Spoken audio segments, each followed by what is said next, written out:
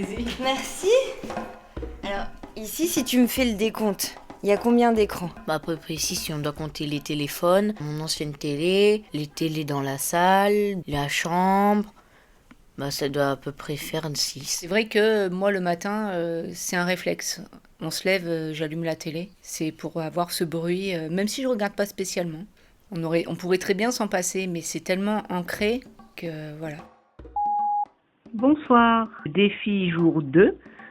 Comment s'est passée la journée ? Plutôt bien dans l'ensemble, pour tous les deux. Alors oui, nous avons regardé des écrans. Donc mon fils Théo a regardé la télé, surtout ce midi avec moi parce qu'on regarde beaucoup les informations.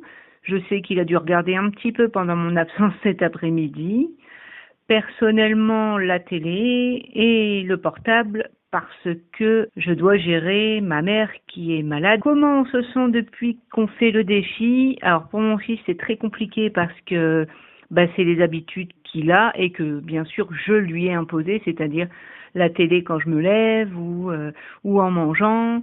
Donc là, c'est vrai que le fait de ne pas le faire, ça le déstabilise un petit peu. Et comment faisons-nous pour tenir sans écran ? On cherche de l'occupation. Et comme je vous l'ai dit, nous déménageons, donc nous faisons des cartons, du rangement, du tri.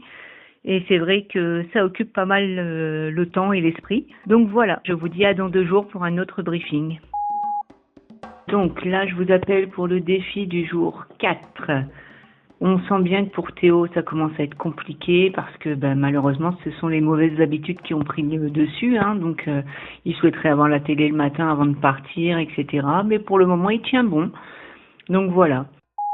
Défi jour 6.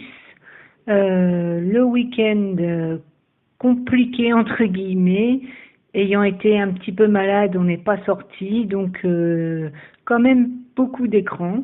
On se rend compte que c'est quand même difficile de rester sans aucun écran, surtout par les temps actuels où on est très dépendant de notre téléphone, par exemple. Mais bon, dans l'ensemble, on limite quand même. Voilà, bonne fin de week-end, au revoir. Alors, défi jour 7. La journée est plutôt bien, en plus une belle journée, donc beaucoup de promenades. On a quand même regardé un peu d'écran ce soir, surtout le soir qu'on regarde. Après, mon fils a quand même hâte que cette semaine sans écran se termine. Alors raconte-moi un peu toi, comment tu l'as vécu ce défi ? Pas spécialement fun. C'est vrai que c'est compliqué à faire. Il est moins nerveux. C'est vrai que dès qu'il regarde des vidéos, il s'énerve déjà sur le contenu du jeu en fait, en disant mais non, fallait pas faire comme ça, machin, truc.